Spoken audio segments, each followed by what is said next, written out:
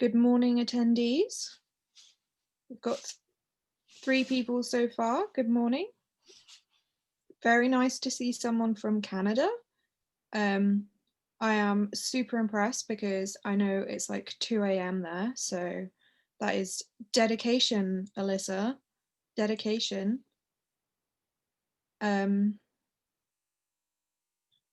Just gonna wait a couple more minutes. And John has put in the chat that the resources from the talk. So if you want to take that link from there, that would be good.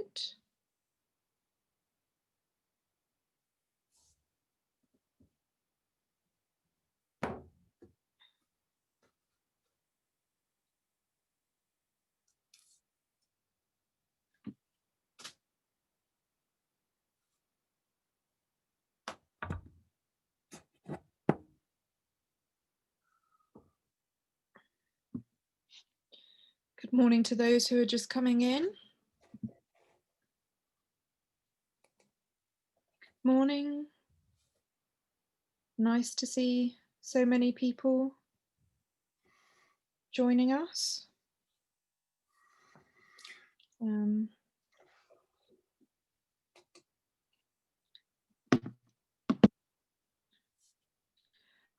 Right, I think we're going to get started as it is now 1:15.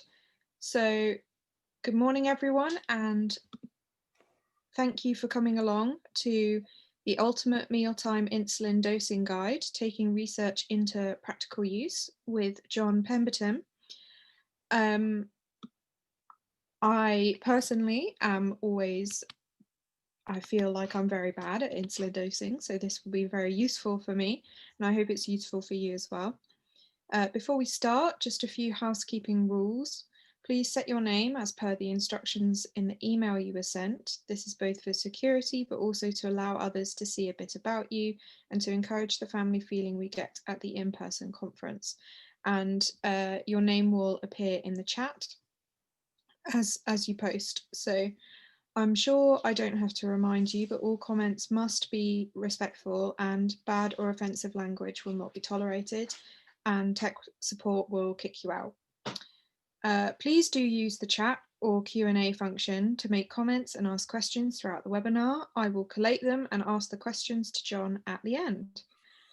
I'd also like to take the opportunity to thank our sponsors and encourage you all to visit their virtual booths at the breakout sessions. So, without further ado, I will now hand over to John. Cool. Good morning, everyone. So first of all, thanks for getting out of bed in time for this at 9:15. That's a fair effort. So yeah, the idea of this presentation is to really translate the evidence base that we know in terms of insulin dosing for different types of meals and try and translate into something that you might be able to walk away with and put into practice. I have put in the chat a link that takes you to a Google Drive that's got this presentation, a big insulin dosing guide that I wrote. It's about 150 pages if you're willing to stomach something like that, and some infographics which just make it nice and simple that come from here. So don't worry too much about taking down notes. If you follow that link, you'll be able to get everything that you want. Okay, so before I get started, I think it's important for me to give you a bit of background about me. So I've had type 1 diabetes since 2008, close to 12 years. And I worked as a dietitian before getting type 1 diabetes. So for me, I'm a bit of a science nerd. So that's one angle of this. And the other is, I want to tell you a little bit about how I live my life and insulin dosing and my sort of guiding principles so that you can understand some of the things I talk about, where they come from. So I guess my first guiding principle is understanding that normal isn't natural. So foods that evolved that we're used to over millions of years are fairly natural. What has been developed in the last 100 years in terms of processed food is now very, very normal because everybody eats them, but they're not necessarily natural. So you can gain the idea of, if I am eating a certain type of way, it's the same as my friends, and it's obviously okay, but that's not in line with basically what the body's been used to for millions of years of evolution. Hence why now 50% of the population is overweight and 60% of kids are overweight, generally because they just eat the same as their peers and it's completely normal, but it's a little bit not what their body's used to. So that's why the challenge of today's food environment. And the simple test that I just use for me is, would my grandmother recognize it as food? If so, it's probably useful for the body. If she doesn't recognize it, like I don't think she'd recognize a Kit Kat, my great-great-grandmother, then it's probably not natural. Now, I'm not saying you should never have those foods, but it's a good question to ask just to give you a little compass as to whether you think it's natural or normal.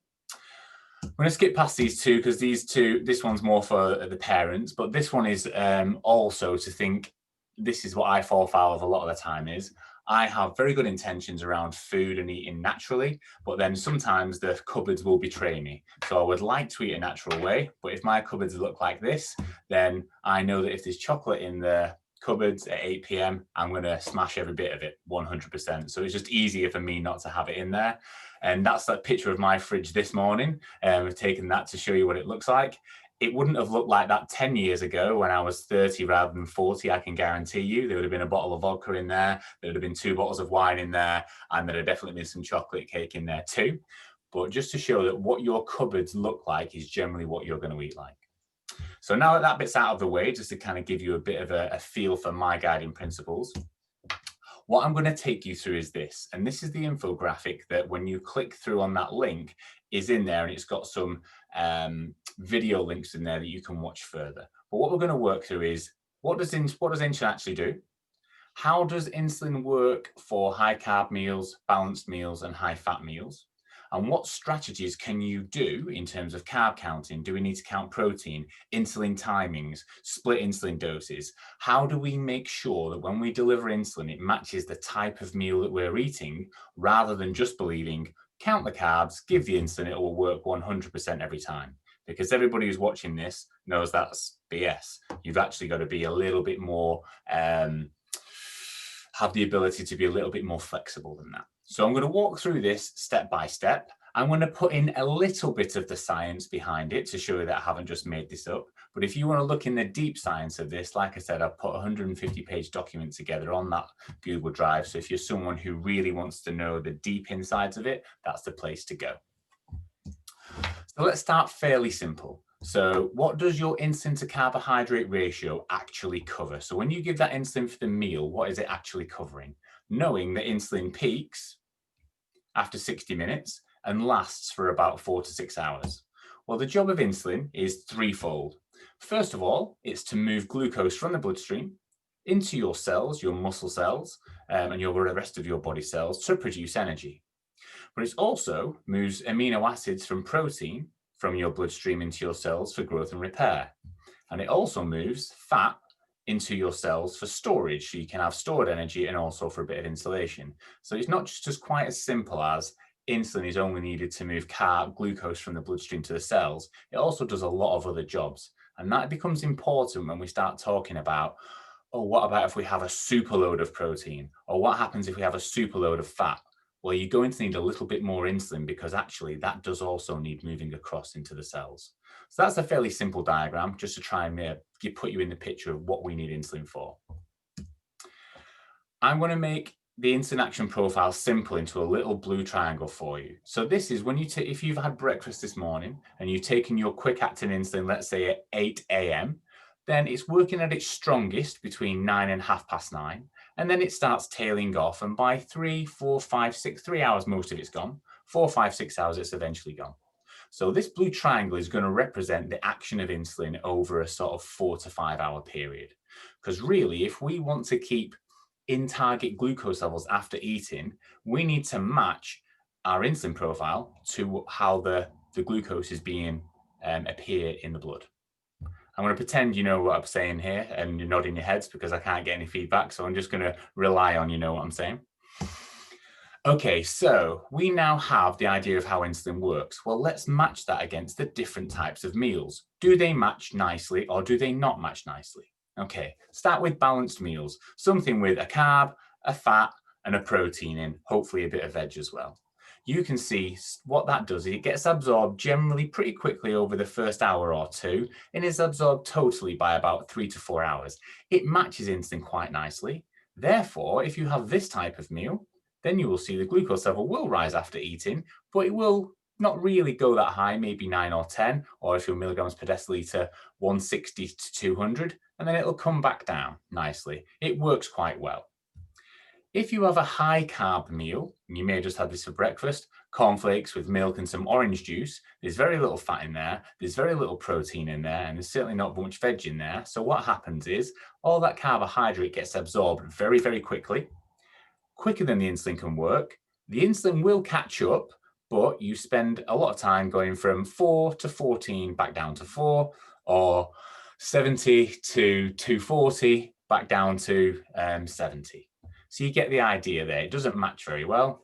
And then the opposite end, anything that tastes any good at all, pizza, fish and chips, Chinese takeaway, whatever it is, what you generally have is these meals are generally very high in fat. And the fat actually slows down how quickly the food gets absorbed. So you often have a mismatch if you give all your insulin up front. The insulin works too quickly for the food being digested. People often go low at the start. And then as the rest of the food gets absorbed, as it makes its way slowly through that digestive system, you end up with loads of glucose appearing later on, and then you go high. That's when you're waking up in the middle of the night with a glucose level of 22 or 300, requiring correction doses, going for a pee, and it's spoiled your night. So what I'm going to talk about is how can we change our insulin dosing strategy depending on the type of meal that we have to give us the best chance of keeping glucose levels in target. So again, I'm going to pretend like you're all nodding at me and you're going, yes, let's move on. What I'm going to say before we start this is what I'm going to talk you through is information from the evidence base. It will not work perfectly for you because it's based on the average person. And as we all know, no one with type 1 diabetes is the average person. They've all got their slight little differences. So you will be expected to do some trial and error if you're going to try some of these strategies. And also, I am not your dietitian. I am not your doctor. I am not your healthcare professional. So please, if you're going to try these strategies, big disclaimer, take this information to your diabetes team before trying it. Can't get me in trouble for that. This is for informational purposes only. So let's start with a balanced meal. What does that actually look like? Well, your grandmother is going to recognize porridge, she's going to recognize milk, and she'd also recognize an egg on toast. She would recognize meat and potatoes and veg, she would recognize whole fruit, nuts, etc. So all those things that your grandmother would recognize generally have a nice mixture of carbs, fat, and protein, and therefore they will get absorbed over the 4-hour period. One thing we do need to know when we're looking at balanced meals is two things. One, our carb counting needs to be within a 10-gram accuracy. And number two, ideally, we want to give the insulin 20 minutes before so we don't even get a little rise after eating. So looking at the research, this is just a standard bit of research where they took, I'm going to make this up, I can't remember the exact numbers, but it's about 30 people, and they give them the same ham sandwich 1, 2, 3, 4, 5, 6 times on the run, and then give the same insulin dose, but change the amount of carbs in the sandwich. And the bottom line is, if the carb counting accuracy is within 10 grams, the insulin dose will work very well. But if the carb counting accuracy is out by 20 grams, i.e. you only eat 40, but you've given insulin for 60, you end up going low. You've only given insulin for 60, but you've given 80, you go high. So your carb counting accuracy needs to be within 10 grams. It doesn't need to be within 1 gram, it just needs to be within 10 grams. So again, working on your carb counting will help. Second thing is, why do you want to give the insulin 20 minutes before? And this even includes Fiasp as well and all the quicker acting insulins. If you give your insulin at or after eating, you can expect your glucose level to rise by 4 to 5 millimoles, 80 to 100 milligrams per deciliter after eating in the first 2 hours, and then it will eventually come down. If you give your insulin 20 minutes before, it might only rise 1 or 2 millimoles and then come back down.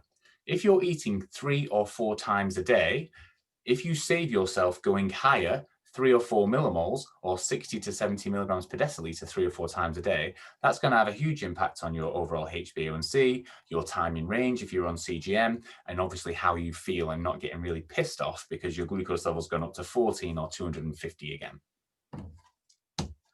So if you do these strategies, you count your carbs within 10 grams accuracy, and you give the insulin 20 minutes before, you can see the insulin's got a bit of a head start, it makes the glucose more effectively, and you generally see a profile that looks like this. So that's if it's a balanced meal. If it's a high carb meal, generally things your grandmother wouldn't recognize: processed cereal with milk, toast with jam, fruit breads, cereal bars, biscuits, rice crackers, etc. My great grandmother would recognize none of those because they're generally processed. They've already been partially broken down, therefore they get absorbed much quicker, and they're generally the high carb stuff. That's not to say you should never have these things, but it's just realizing that what happens with these types of meals is the glucose gets absorbed very, very fast and the insulin lags way, way behind. So what can you do with your insulin dosing strategy to make this work better for you? Well, the first thing is you can try and choose those type of carb sources which get broken down slower. The fancy word for that is glycemic index. How quickly from when that food goes into your mouth and in your digestive system does it get broken down and end up in your bloodstream? So here's some simple example. All bran gets absorbed a lot slower than cornflakes. So you would often see, even though it is a high carb breakfast, you would see less glucose spike for all bran versus cornflakes. The same for porridge versus Cocoa Pops. You get the idea. The less processed it is, the slower it's going to cause a rise. Same with breads. If you're choosing granary or sourdough bread as opposed to white bread or bagels, you're going to get less of a rise. So try and choose those carbohydrate sources which get broken down slower, even if it's a high carb meal. The second thing is, if you're going to have these type of meals, you need to be bang on with your insulin timing. If you have this type of meal and give the insulin at or after you eat, you're going to go flying very high. You really need to make sure you get your insulin dose in 20 minutes before these. So if you do that, you choose carb sources which get digested slower. You match them by giving the insulin 20 minutes before. You will still get a rise in your glucose level after eating, but it might only go to 10 or 180 rather than 14 and 250 after eating. And if you've got an insulin pump, you can do something called a super bolus, where you can put a temporary basal on for 2 hours of 0%, which means that you're losing 2 hours worth of basal insulin. And then you just add that missed basal insulin onto the bolus 20 minutes before you eat, therefore shifting more insulin action for the first 2 hours. A lot of people do that with an insulin pump to try and manage these type of foods, especially breakfast cereals.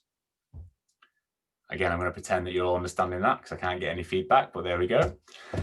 High fat meals.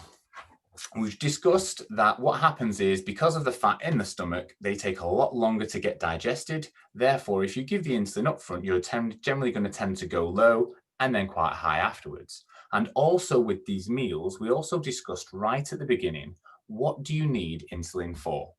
Well, insulin is for moving glucose into the cells for energy, but it also moves the protein, the amino acids, into the cells and the fats. So if you're having loads of fat and loads of protein, you are going to need more insulin than for just counting the carbs. So what the suggestion is for these type of meals is you need to artificially increase the insulin dose on top of your carb counting by, as a minimum, 25%. And when I say a minimum, I'm going to talk you through some of the research in a minute that's been done on when people have pizzas of exactly how much extra is needed. But if you're going to increase the total dose, you also need to slow down how quickly this insulin goes in by either, if you're on a pump, doing a dual or extended wave, or if you're on injections, 1 injection before and 1 injection about an hour afterwards. So I'm just going to talk you through how to do that. And this is what we teach where I work at the Birmingham Children's Hospital and what I do personally. Just as, again, to reiterate why, high fat meals slow down how quickly food leaves the stomach. The best way to think about this is the Christmas Day test. You have your Christmas Day meal, you have all the trimmings, you have everything, you go to bed, it feels terrible on your stomach. You wake up in the morning, you do a big burp, and you can still taste your Christmas lunch. That is telling you that the food is still sat in your stomach because of the high fat content. So we need to slow down how quickly the insulin goes in. If you have a really high level of protein, you will also increase your glucagon output from your pancreas, which will increase glucose output from your liver. So you'll need a bit of extra insulin to overcome that. And a really high fat intake and a high fat level in the blood actually makes the insulin not work so well at the cell level. So there are a lot of reasons why you need extra insulin when you have high fat, high carb meals. Here's just some evidence to back that up. So this is what I call the avocado study. They took people and they gave them 2 slices of bread worth 45 grams of carbs. On the first day, they only gave them the 2 slices of bread. On the second day, they added 1 avocado, 20 grams fat. The second day, 2 avocados, and the third day, 3 avocados. And you can see here, ranging from the blue line with no fat all the way to the green line with 60 grams fat, the amount of insulin that would be needed to overcome those meals increases. So as the high fat goes up, you're generally looking at about an extra 20% insulin when you get to levels of 40 grams or more of fat, which is basically anything that tastes really good from the takeaway. This is the pizza study that I was talking about. This is where they took adults with type 1 diabetes. On one day, they gave them basically a pizza base, which was a large pizza base, 50 grams of carbs, not that large, with only a little bit of tomato puree topping on the first day. And then they gave them, they used a closed loop method where they put them on an insulin pump and a CGM, and the insulin pump kept putting in the amount of insulin required to keep the glucose level in target. And they saw how much insulin they needed to cover that. And then the next day, they did a high-fat, high-protein pizza, which was basically the pepperami, all the cheese, basically all the good tasting stuff on there. And then they saw how much insulin was needed to overcome the extra amount of fat and protein because the carbs stayed the same. On average, 65% extra insulin was needed to cover the pizza compared to the first day. So putting that into real insulin terms, if day 1 required 10 units of insulin, day 2 with a high-fat, high-protein pizza needed 16.5 units of insulin. But there was a range with people. Some people only needed 17% extra. Some people needed 124% extra. So some people only needed 1.17 units, and some people needed 22.4 units. So you can see there's a huge range in how much extra insulin someone would need to cover a pizza. So that's why where I work, we suggest starting at 25% extra with the understanding you might need 50, 60, 75, 100% extra insulin to cover a meal like this. And that also you will need to spread that insulin out, some up front, maybe 30 to 50%, and then some over the next sort of 2 to 3 hours, 50 to 70%. So you can't just give all the extra insulin up front. So this is how we start at where I work with the suggestion. We say, count your carbs, work out the insulin dose, increase it by 25%, times it by 1.25. If you're on a pump, give 50% up front, 50% over 2 hours on a dual or extended wave. If you're on injections, half the insulin before you eat, half the insulin hour afterwards. See what happens to your glucose levels afterwards and see whether you need to increase this 25% up to 50%, up to 75%. Your glucose levels will tell you, but you will need to make sure. What a lot of people fall into the trap of is they go, oh, I'm going to have a pizza, therefore I need to do a dual wave, which is correct. But what they forget to do is put the extra insulin on. So what happens is without putting the extra insulin on is they just go high and stay high for longer without putting the extra insulin on. So the extra insulin bit is the key part here to manage these high fat, high protein meals. As an example, so Jim's having a pepperoni pizza with garlic bread, chicken wings, which comes to 80 grams carbs. So instead of needing obviously the 8 units, you're going to increase it by 25%. It makes it 10 units. If you're on a pump, you would give the 5 units 50% up front, the other 5 over 2 hours. If you're on injections, half before eating, half an hour or so after eating, and then see what happens, and then you can adjust the percentages required after that. So I hope that makes sense in terms of the different types of meals. Here I've just put together some examples of what would quantify as a high carb balanced meal or high fat, so you can see which camp you fall into. I'm not going to walk through these just for the sake of time, verbatim, but as you'll get the idea, your grandmother would recognize most of the balanced meal choices, would probably not recognize very many of the high carb choices, and obviously the higher fat ones are going to require that extra insulin and being spread out. So there are different options for you to think about there. I'll put together some sort of lunch options. It can be something simple instead of just having jacket potato and beans, which is quote unquote healthy, but it is high carb and will get absorbed quicker than your insulin can work. If you change that to a jacket potato with cheese and salad, you would find your glucose outcome after eating would be not as high and be more in control afterwards. So again, I've just put these here so you can go away and have a look at them just as some real life examples. The same for evening meals. Most of the things that cause people with type 1 diabetes, including myself and everyone I work with, real issues with going high 5-6 hours after eating and through the night are takeaways, fish and chips, pizzas, fast foods, cheesy pastas, etc. So all those type of meals are going to need extra insulin and it being spread out as you go along. In terms of snacks, you get the idea here. Again, I've just put these in here so they're some examples for you to consider. Would it be worth changing my toast with jam to toast with peanut butter, for example? Would I be better off having a normal yogurt that's full fat rather than a low fat yogurt that gets absorbed really quickly? I would argue for a diabetes control perspective, you probably would be better off doing those things. What about low carbers? So I'm sure within the crowd, we've got some low carbers. So here's sort of what the science would suggest in terms of insulin dosing.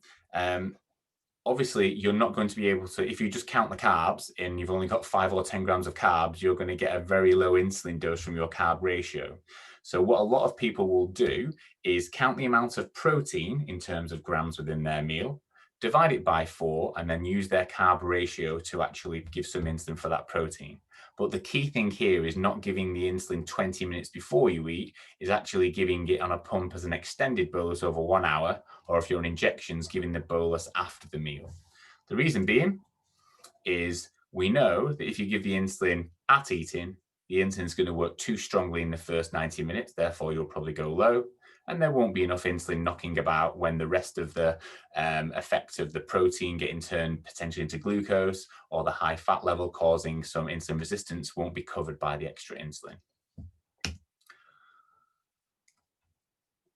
This is just to show really what happens, especially from a protein perspective. So there's 2 ways that protein can increase your glucose level. The first one we've already talked about is when you have a big protein meal and it gets digested into amino acids, a lot of those go to the liver, go to the pancreas. That causes the pancreas to produce some extra glucagon. The glucagon goes to the liver and pushes more glucose out. The second one is if you eat a massive amount of protein, more than your body needs for growth and repair. So instead of having 1 chicken breast, you have 3. Instead of having 3 eggs, you have 9. You get the idea. There's going to be more protein than your body needs for growth and repair. Well, after 3 hours after eating, the liver will say, well, there's all these extra protein amino acids around. We don't need them for growth and repair. So let's turn them into glucose and use them for fuel. So that's why often if you have a very, very high protein meal, and a big steak is a good example of this, the glucose level will tend to drift high quite a bit later on. Therefore, you'll need a bit of extra insulin knocking about for those. What's the evidence for this? There's only really one study that's looked at this in any sort of decent detail. Well, basically the meal emission is where they had nothing and just had their basal rate going. And you can see that the basal rates look generally okay. It stayed within 1 millimole or 20 milligrams per deciliter. So the basal rates looked okay. And then the day when they had a low carb meal, which is only 2.5 grams carbs, 30 grams protein and 50 grams fat, you can see the glucose level for the first hour was kind of okay. But then as the glucagon kicked in and as the extra amino acids that weren't used from all the protein, you can see that the glucose level started to go higher along with some of the insulin resistance from the fat. So you would have needed a good bit of insulin after eating or an extended bolus over an hour to make sure there was insulin knocking about to cover this glucose rise. So as an example, what you would have done if Jim is eating a steak, which is 40 grams protein, 10 grams carbs, 30 grams fat, along with some green leafies, you would use if it was a 1-to-10 ratio, you would go carbs, 10 grams, 1-to-10 is 1 unit for the carbs, and then protein, 40 grams divided by 4, again is 1 unit. You would give the 2 units. If it was a pump, an extended wave over an hour. If it was MDI, you would give the insulin after eating so that it doesn't work too quickly. Obviously, this is a starting guide. I'm sure there's people who are on here who've got their own techniques that have worked wonderfully. But if you're thinking about doing some low carb meals, you are generally going to need some insulin to cover it. This would be a reasonable place to start. This is what it looks like. So if you do count some insulin for the protein, and you give the insulin after eating, what you end up with is the insulin matching the glucose appearance much more effectively, and you get a much more in target glucose profile afterwards. And all these glucose profiles are for people who I work with who have tried these strategies, so they're not just made up ones, so you know that. Woo. Okay, so this is kind of getting to those are the key things to consider, but there are a lot of other things that you can do to stop your glucose level going high after eating. So we've probably got about 7 or 8 minutes within 10 minutes for questions. So the first thing is, if there's one thing I could advise, I advise for myself and I advise for the people who I work with is, if you can, as often as possible, stick to 3 balanced meals spread 4 hours apart in a day, and you give insulin 15 to 20 minutes before eating. Diabetes is very simple, not simple, but much easier to manage because you're matching insulin and glucose appearance nicely. You'll generally see profiles that look like this. I fully appreciate not everyone wants to live like a robot and eat 3 meals at the same time every day. Life doesn't work like that. But the more often you can do that, the easier it is going to be to manage your glucose levels. Obviously, if you're having 3 balanced meals and you're throwing 1 or 2 snacks in, you are going to get some sharper rises, but you can still achieve some fairly decent control along with that.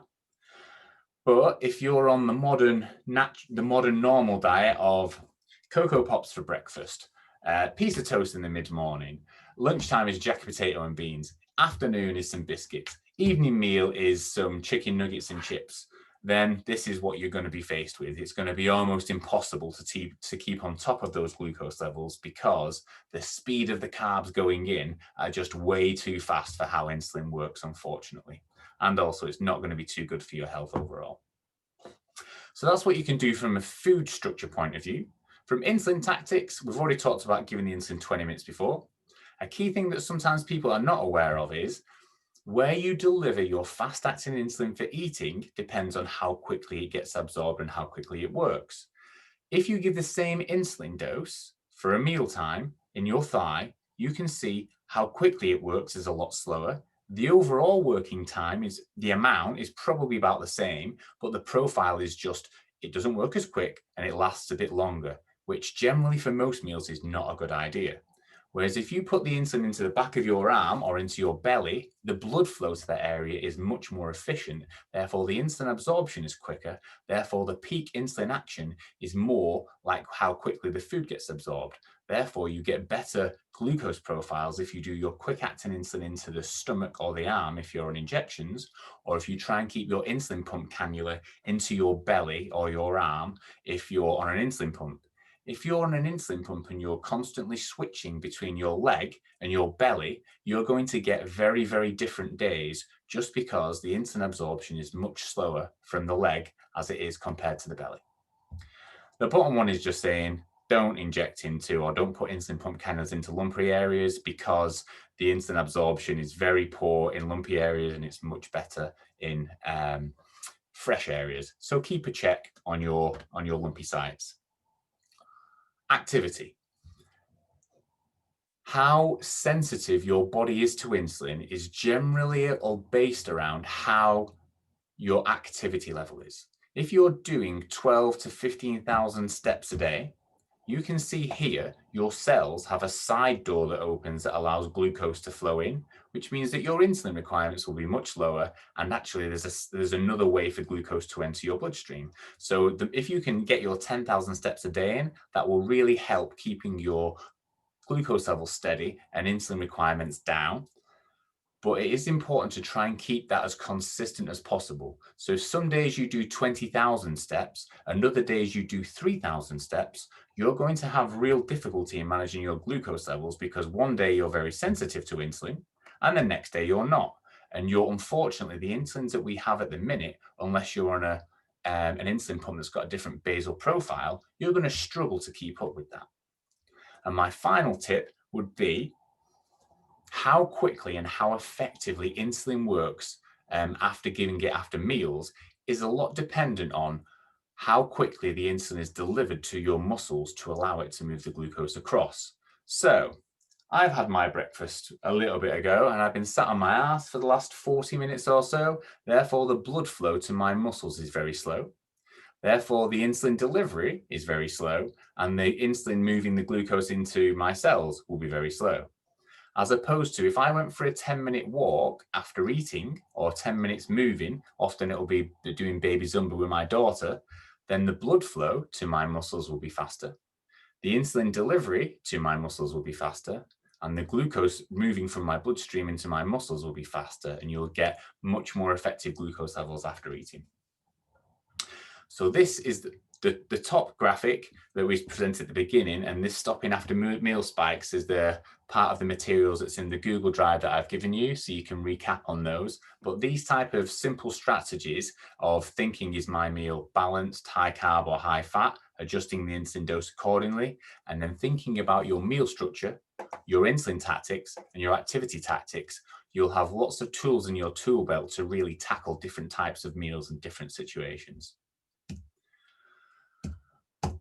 This is just to say, this is my download as of yesterday, and this isn't to show off or anything like this, but this is just to show that I walk the talk. All the stuff that I've talked about here is stuff that I personally do with my diabetes control, and that's why I generally don't tend to get spikes.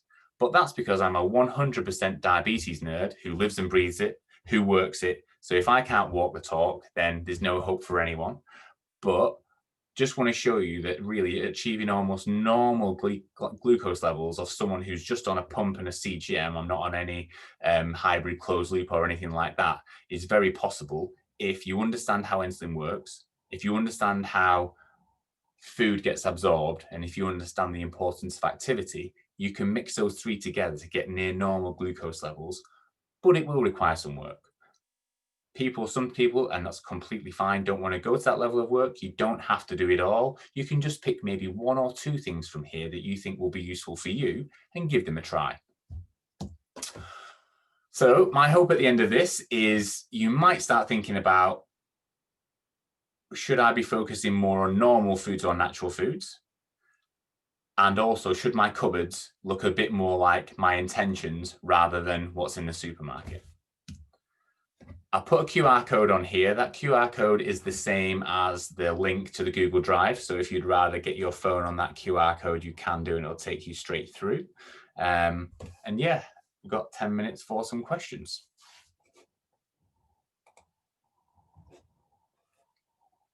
Sorry, was on mute. Sorry. I have quite a few questions from Yeah. Q&A and a couple from the chat as well. So David from Newport says, when I switched to basal bolus regime, I was told 15 minutes to pre-bolus. Has that changed to 20 minutes, or should I stick with 15? Yeah, so I'll just share my screen again just to show you, so you can, I don't like to say things that are not backed up by science, so I'll just kind of get through to the page. Where are we? That's not working now, it's not useful. Can you see my screen? Yep. Okay, hang on a sec. So there was a review paper done in 2018. Can I find it?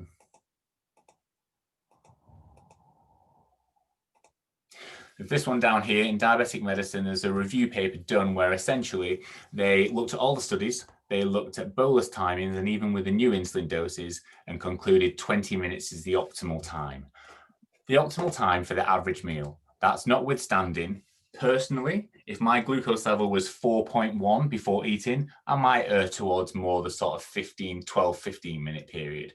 Whereas if my glucose level was 10 or 12 before eating, I would probably extend that to 30 minutes before. So 20 minutes is kind of, if your glucose level is about 5 or 6, that's the perfect time. But you need to understand your, use your common sense with diabetes management. If it's lower than that, it's on the 4.1, be a little bit more careful, 10-12 minutes. If it's higher, you could go as early as half an hour before, if you wanted to. So, use that. And also, how quickly do you eat? If you're a really, really slow eater, you might want to be a bit careful with 20 minutes before. Whereas if you're like me and it's wolfed down within 5 minutes, then you definitely want to be 20 minutes before. So 20 minutes is the guide, but use your common sense based on how insulin works and glucose levels. Great, thank you. Anonymous has asked, a food like fish and chips has loads of fat and some protein in the fish. but it's not whole grain or unprocessed. So how would I dose for that? Yeah, that would just fall into that sort of high fat, the high fat ones. You'd be looking starting at increasing your insulin dose by 25%. If you're on a pump, 50% before, 50% over 2 hours. If you're on injections, half the insulin before, half the insulin an hour afterwards, and then see what happens. I would say if it's a decent fish and chips that tastes any good from the chippy, 25% will probably not be enough. You're probably looking at 50, 60% extra. But the 25% extra is a good place to start. It's a place to make you confident and knowing that you can increase it from there.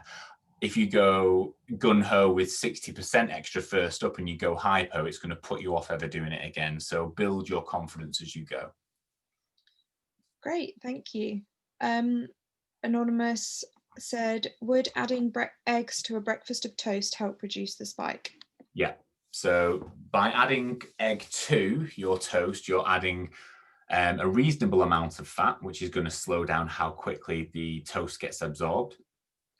So yeah, that's essentially what you're doing. If you just have pure toast on its own, or even with a bit of butter, it's almost all carbs, it's through like that.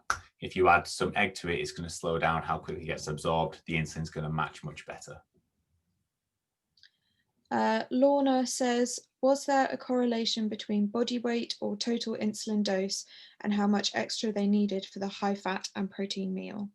Yeah, so generally the more fat tissue that you're carrying, the more insulin you will have for every kilo that you weigh. So to try and put this into perspective, a good thing to think about is how insulin sensitive am I? So the average adult with type 1 diabetes, the units per kilo average is about 0.7 or 0.8. Putting that into context, I weigh 100 kilos. If I was the average insulin sensitivity, I would be on about 70 or 80 units a day. So I'm very sensitive to insulin. So probably a lot of the activity that I do, I'm on about 40 units of insulin. So it's 0.4 units per kilo. So there is a bit of a correlation with the more insulin that you're on, then generally the higher the extra percentage of insulin you will need.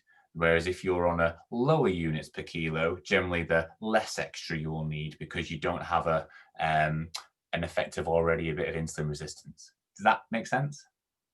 That makes sense to me. We'll I hope see that answers your question. Anonymous asked, for the pizza, would you still pre-bolus the first 50% of the bolus for the pizza 20 minutes before? I would suggest to, yeah, because you're still going to get the effect of the pizza base is going to be in there. It's going to be a good glucose lug that goes in first up, but then as the rest of the fat kicks in and it slows it down over time. So yeah, I would still go in. It's not as important as if you was to have cornflakes, for example. That is absolutely essential. The insulin goes in 20 minutes before. If you got the insulin in when you're eating a pizza, you're probably not going to, it's not going to hit you that hard as compared to something which is just pure carbs like a breakfast cereal. Okay. Danielle asks, is there a significant difference between home cooked foods and the takeaway alternatives, i.e. takeaway pizza and oven pizza? Depends how you make them. So if you're someone who's purposely making them at home and is using a thin crust pizza and you're using obviously your own tomato puree at home and you're just sprinkling the cheese on, that probably will not need much extra insulin because it's not going to have a great deal of extra cheese on. Whereas if you go for the Domino's stuffed crust deluxe, you know, it's a different ball game. So, but you might be at home thinking, well, I'm going to make my own pizza, but I'm going to go crazy. I'm going to get all the cheeses on there. I'm going to get all the pepperonis on there. So I would try and use your common sense. If you're making a quote unquote healthy pizza, you're probably only going to need an extra 10, 20% insulin. But if you're going for it and you're making the really tasty all you can eat pizza, you're going to be looking at least 25, 50% extra. Okay, great. And then we've got a couple of people who've asked, would you recommend type 1s to go on a low carb diet or a Mediterranean diet? Here's the religion question from people with type 1 diabetes. Should I go low carb or not? The first thing I would say, if it's your young person you're thinking about, I would say if it is a ketogenic diet, i.e. 80% fat, hardly any fat, carbs or protein, the answer would be no, because the evidence from children who have epilepsy, who follow that type of diet, have faulty growth, etc.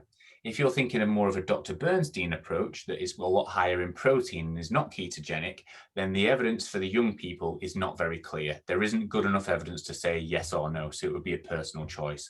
I can't sit here and say I would recommend it personally or I wouldn't, because there isn't enough evidence to say either way. If you're an adult, there is a relatively bit of decent information to say that if you go lower carb, your glucose levels will be more in target. You will have a lower HbA1c. There is reasonable evidence for that, absolutely. What I would say is there is often, you need to make your decision about what's the priority for you. And I think about this personally for myself. The lower carb you go, the easier diabetes is to manage, because you're talking smaller insulin doses, less fluctuations in your glucose levels, you'll get a lower HbA1c, and your post-meal spikes will be much easier to manage. That is without doubt clear.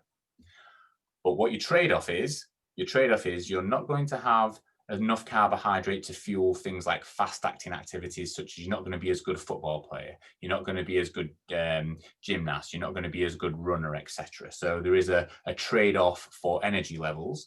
And then there's also the social consideration to put in as well. So I personally, I followed a ketogenic diet for 4 months, a low-carb diet for 4 months, a high-carb diet for 4 months.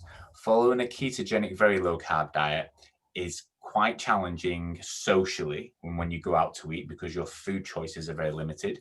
But if you're happy to take that because it's easier for your glucose levels to manage, then that is your choice. The same as if you decide to go, oh, I'm going to go more on the higher carb side of things, then you will have more energy for fast-paced activities. But I can guarantee you're going to have to work very hard on your insulin timings, using activity to manage your glucose levels, bringing them down afterwards, and your HbA1c will not be as low. So you need to decide on your own level what suits you for glucose levels, what suits you socially, and also to consider, if you do go a lower carb diet, and this happened to me personally, is you have to keep an eye on your blood lipid levels, your cholesterol levels, etc. I didn't know that I had what's called familial hypercholesteremia before going on a low carb diet, and my low LDL cholesterol went from 3 to 7 with going on the diet, which I may have had fantastic glucose levels, but that is a scary number to have for LDL cholesterol. So if you're going to do it, make sure you monitor the right things. Do it with hopefully a healthcare team who understand the reasons why you're doing it and can help you monitor your blood lipid levels. But yeah, it's choose whatever works for you. But certainly with younger children, I would advise strongly against a ketogenic diet, but more of a high protein, low carb diet. The evidence isn't clear enough to say either way. The standard advice at the moment would be to follow balanced meals, but that could change as evidence comes over time. So I couldn't say either way for that. Okay, thank you very much. I personally am currently trying a low carb diet, and I have to say my my HbA1c has come down quite a lot. So I've Okay. personally found it easier. Well, from my personal experience, being on a low carb diet, I would have a HbA1c of about 5.2%.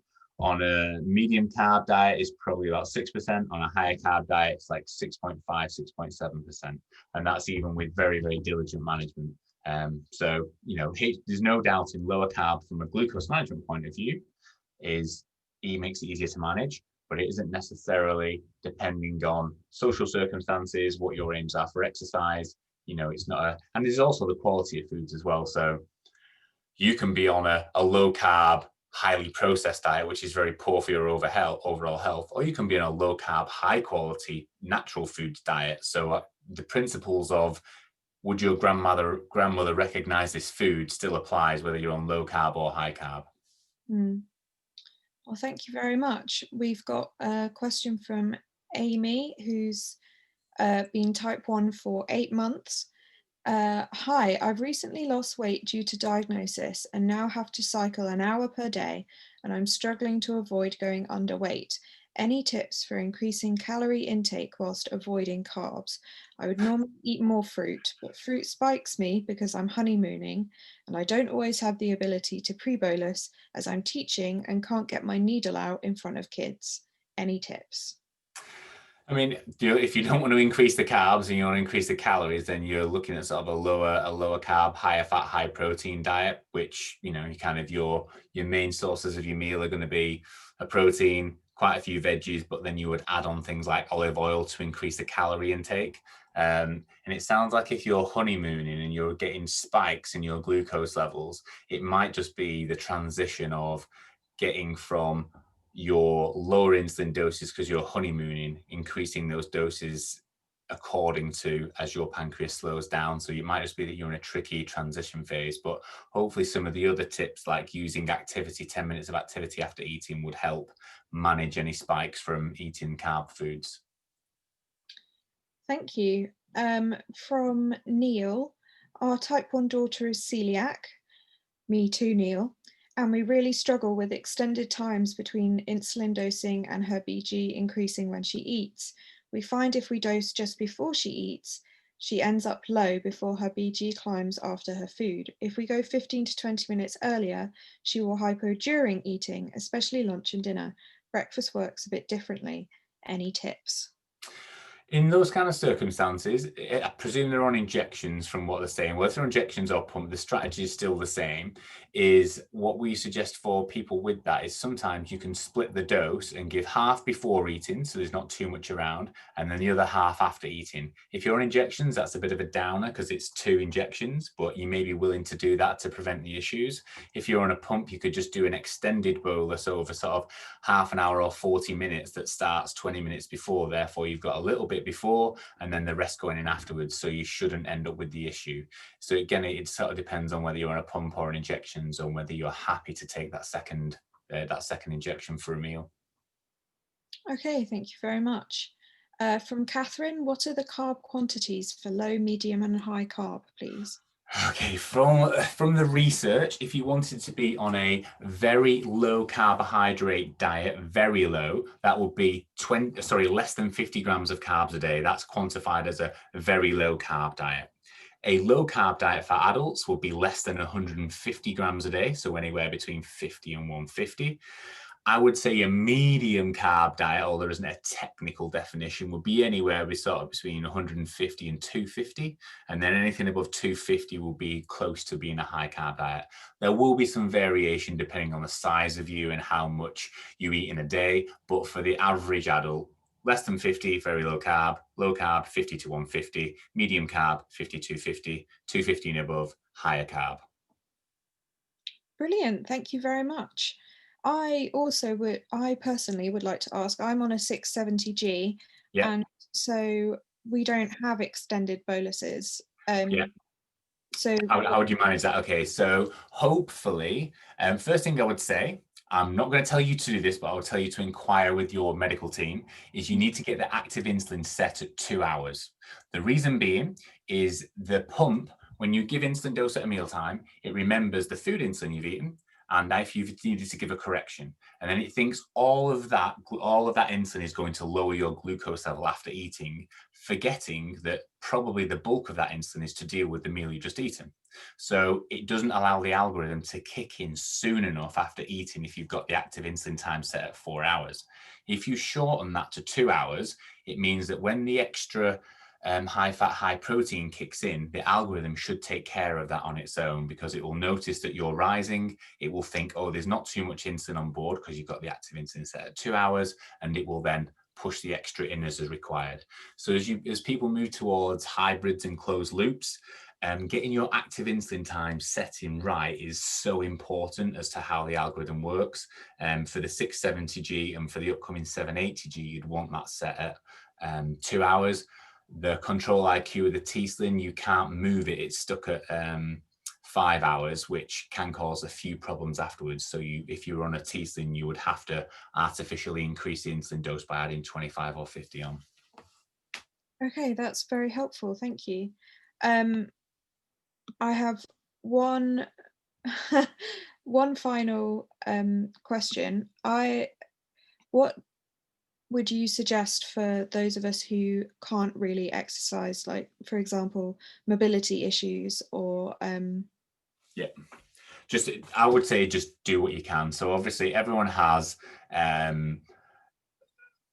different challenges, whether it be mobility, whether it be actual access to different things. So it's just doing as much as you can, but also keeping it consistent. I really think that one thing that people miss with diabetes is the changing routine and how active you are on a day-to-day basis really informs your body of how sensitive your insulin is. So if you're going to be on the lower end of the mobility, do what you can, but try and keep it consistent. If you're going to be on the higher end of the activity, try and keep it consistent. So whether it's just armchair exercises, whether it's up and down the stairs, whether it's just going to the kitchen and back, especially in lockdown where you can't get out of the house and it's pissing down outside, just moving around the house, just keeping it simple and trying to get up every hour. My wife has an Apple Watch that tells her if she's been sat down for an hour, it pings her, then she gets up and moves. So, something like that could be useful. Okay, thank you very much. We have to wrap up because the youth sessions are about to start, but that was really an excellent talk. Thank you very much, John, and thank you for answering all our questions. Having lots of thank yous from the people who attended. So thank you very much. No worries. Hopefully we will see you in the hallways maybe. Yeah, lovely. All right, see you later.